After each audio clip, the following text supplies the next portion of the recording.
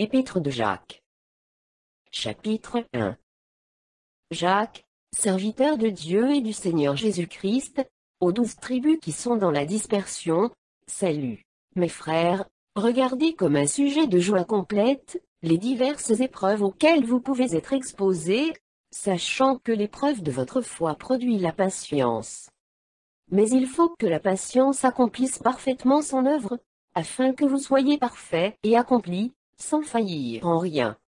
Si quelqu'un d'entre vous manque de sagesse, qu'il la demande à Dieu, qui donne à tous simplement et sans reproche, et elle lui sera donnée. Mais qu'il la demande avec foi, sans douter. Car celui qui doute est semblable au flot de la mer, agité par le vent, et poussé de côté et d'autre. Qu'un tel homme ne s'imagine pas qu'il recevra quelque chose du Seigneur. C'est un homme irrésolu, inconstant dans toutes ses voies. Que le frère de condition humble se glorifie de son élévation. Que le riche, au contraire, se glorifie de son humiliation. Car il passera comme la fleur de l'herbe. Le soleil s'est levé avec sa chaleur ardente, il a desséché l'herbe, sa fleur a tombé, et la beauté de son aspect a disparu, ainsi le riche se flétrira dans ses entreprises. Heureux l'homme qui supporte patiemment la tentation. Car, après avoir été éprouvé, il recevra la couronne de vie, que le Seigneur a promise à ceux qui l'aiment. Que personne, lorsqu'il est tenté, ne dise « c'est Dieu qui me tente ». Car Dieu ne peut être tenté par le mal, et il ne tente lui-même personne. Mais chacun est tenté, quand il est attiré et amorcé par sa propre convoitise. Puis la convoitise, lorsqu'elle a conçu, enfante le péché. Et le péché, étant consommé, produit la mort. Ne vous y trompez pas, mes frères bien-aimés, toute grâce excellente et tout don parfait descend d'en haut, du Père des Lumières, chez lequel il n'y a ni changement, ni ombre de variation. Il nous a engendrés selon sa volonté, par la parole de vérité, afin que nous soyons en quelque sorte les prémices de ses créatures. Sachez-le, mes frères bien-aimés. Ainsi, que tout homme soit prompt à écouter, lent à parler, lent à se mettre en colère. Car la colère de l'homme n'accomplit pas la justice de Dieu. C'est pourquoi, rejetant toute souillure, et tout excès de malice, recevez avec douceur la parole qui a été plantée en vous, et qui peut sauver vos âmes. Mettez en pratique la parole, et ne vous bornez pas à l'écouter, en vous trompant vous-même par de faux raisonnements. Car, si quelqu'un écoute la parole, et ne la met pas en pratique, il est semblable à un homme qui regarde dans un miroir son visage naturel, et qui, après s'être regardé, s'en va, et oublie aussitôt quel il était. Mais celui qui aura plongé les regards dans la loi parfaite, la loi de la liberté, et qui aura persévéré, n'étant pas un auditeur oublieux, mais se mettant à l'œuvre, celui-là sera heureux dans son activité. Si quelqu'un croit être religieux, sans tenir sa langue en bride, mais en trompant son cœur, la religion de cet homme est vaine. La religion pure et sans tache, devant Dieu notre Père, consiste à visiter les orphelins et les veuves dans leurs afflictions, et à se préserver des souillures du monde. Chapitre 2. Mes frères, que votre foi en notre glorieux Seigneur Jésus-Christ soit exempte de toute acception de personne. Supposez, en effet, qu'il entre dans votre assemblée un homme avec un anneau d'or, et un habit magnifique, et qu'il y entre aussi un pauvre, misérablement vêtu. Si, tournant vos regards vers celui qui porte l'habit magnifique, vous lui dites, « Toi, assieds-toi ici, à cette place d'honneur. » Et si vous dites au pauvre, « Toi, tiens-toi là debout. » Ou bien, « Assieds-toi au-dessous de mon marchepied. » Ne faites-vous pas en vous-même une distinction, et ne jugez-vous pas sur l'inspiration de pensées mauvaises? Écoutez, mes frères bien-aimés, Dieu n'a-t-il pas choisi les pauvres aux yeux du monde, pour qu'ils soient riches en la foi, et héritiers du royaume qu'il a promis à ceux qui l'aiment, et vous, vous avilissez le pauvre. Ne sont-ce pas les riches qui vous oppriment, et qui vous traînent devant les tribunaux? Ne sont-ce pas eux qui outragent le beau nom que vous portez? Si vous accomplissez la loi royale, selon l'Écriture, tu aimeras ton prochain comme toi-même, vous faites bien.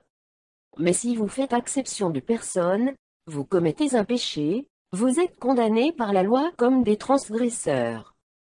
Car quiconque observe toute la loi, mais pêche contre un seul commandement, devient coupable de tous. En effet, celui qui a dit, tu ne commettras point d'adultère, a dit aussi, tu ne tueras point. Or, si tu ne commets point d'adultère, mais que tu commettes un meurtre, tu deviens transgresseur de la loi. Parlez et agissez comme devant être jugé par une loi de liberté, car le jugement est sans miséricorde, pour qui n'a pas fait miséricorde. La miséricorde triomphe du jugement. Mes frères, que sert-il à quelqu'un de dire qu'il a la foi, s'il n'a pas les œuvres? La foi peut-elle le sauver? Si un frère ou une sœur s'ennuie, et manque de la nourriture de chaque jour, et que l'un d'entre vous leur dise, allez en paix, chauffez-vous, et vous rassasiez, et que vous ne leur donniez pas ce qui est nécessaire au corps, à quoi cela sert-il? Il en est ainsi de la foi, si elle n'a pas les œuvres, elle est morte en elle-même.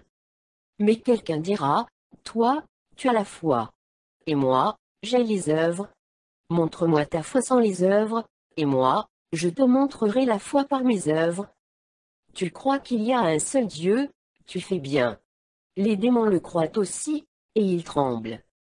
Veux-tu savoir, ô homme vain, que la foi sans les œuvres est inutile? Abraham, notre père, ne fut-il pas justifié par les œuvres, lorsqu'il offrit son fils Isaac sur l'autel? Tu vois que la foi agissait avec ses œuvres, et que par les œuvres la foi fut rendue parfaite.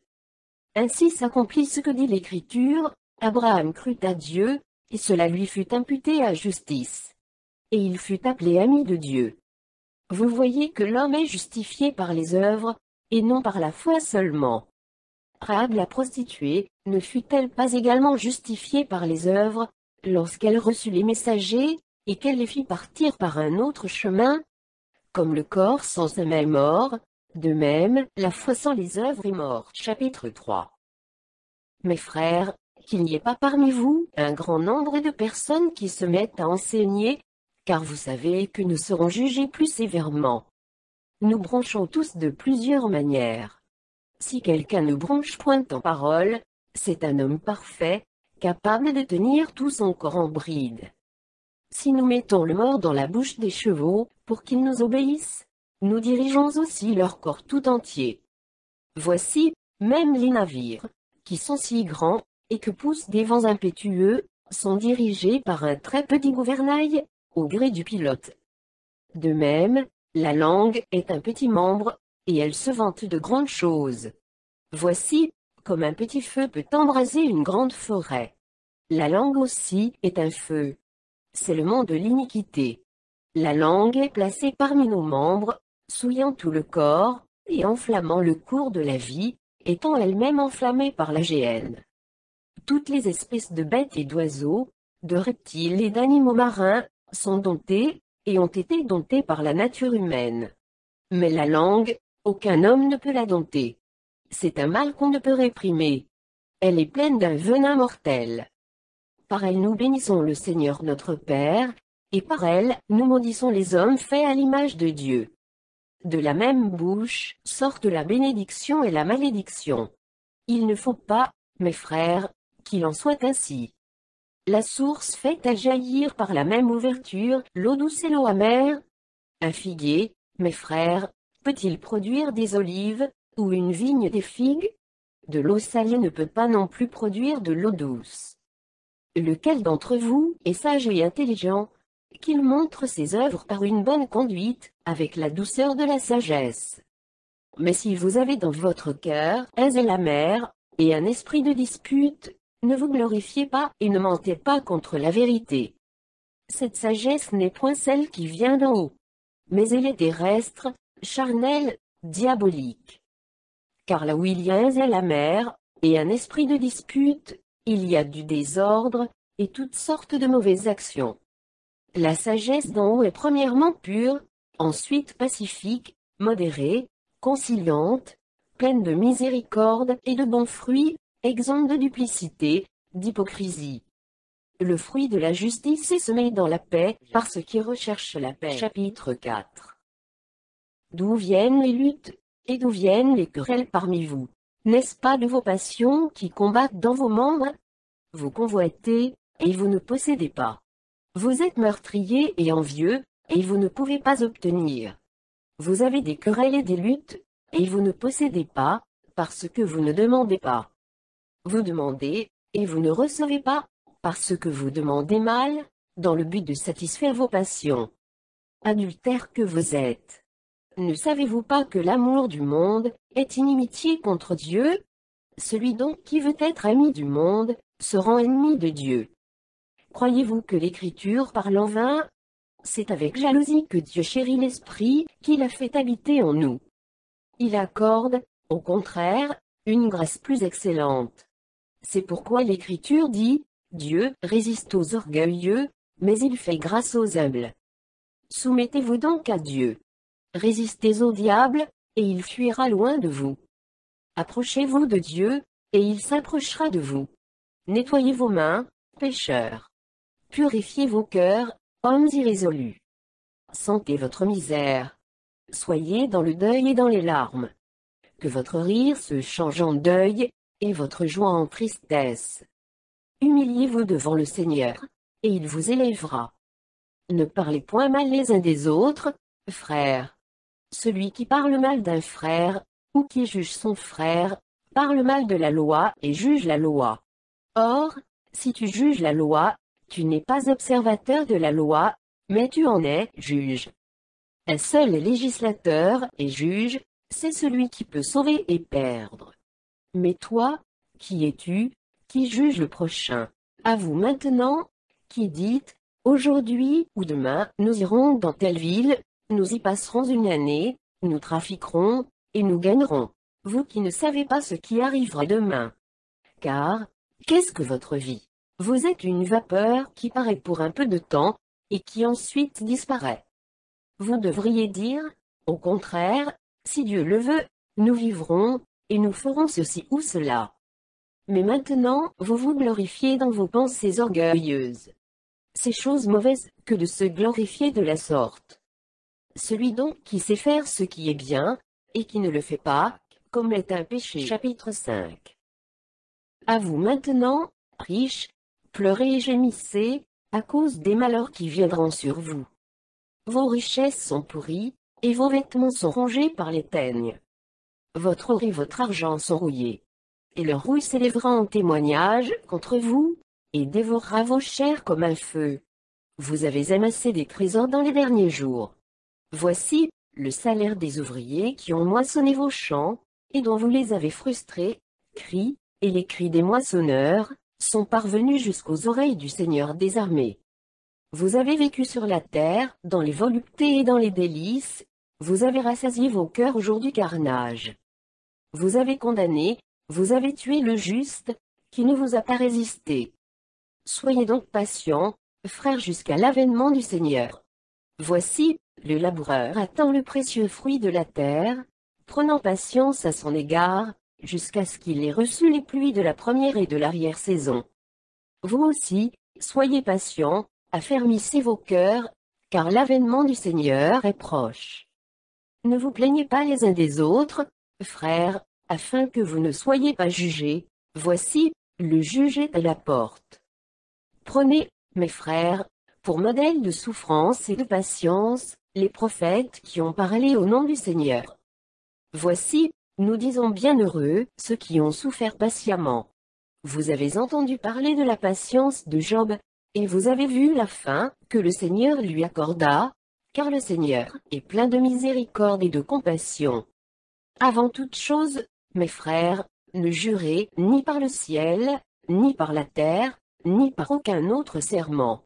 Mais que votre oui soit oui, et que votre non soit non, afin que vous ne tombiez pas sous le jugement. Quelqu'un parmi vous est-il dans la souffrance? Qu'il prie. Quelqu'un est-il dans la joie? Qu'il chante des cantiques. Quelqu'un parmi vous est-il malade? Qu'il appelle les anciens de l'Église, et que les anciens prient pour lui, en loignant d'huile au nom du Seigneur. La prière de la foi sauvera le malade, et le Seigneur le relèvera. Et s'il a commis des péchés, il lui sera pardonné. Confessez donc vos péchés les uns aux autres, et priez les uns pour les autres, afin que vous soyez guéris. La prière fervente du juste a une grande efficace. Élie était un homme de la même nature que nous, il pria avec instance pour qu'il ne plût point, et il ne tomba point de pluie sur la terre, pendant 3 ans et 6 mois. Puis il pria de nouveau, et le ciel donna de la pluie, et la terre produisit son fruit. Mes frères, si quelqu'un parmi vous s'est égaré loin de la vérité, et qu'un autre l'y ramène, qu'il sache que celui qui ramènera un pécheur de la voie, où il s'était égaré, sauvera une âme de la mort, et couvrira une multitude de péchés.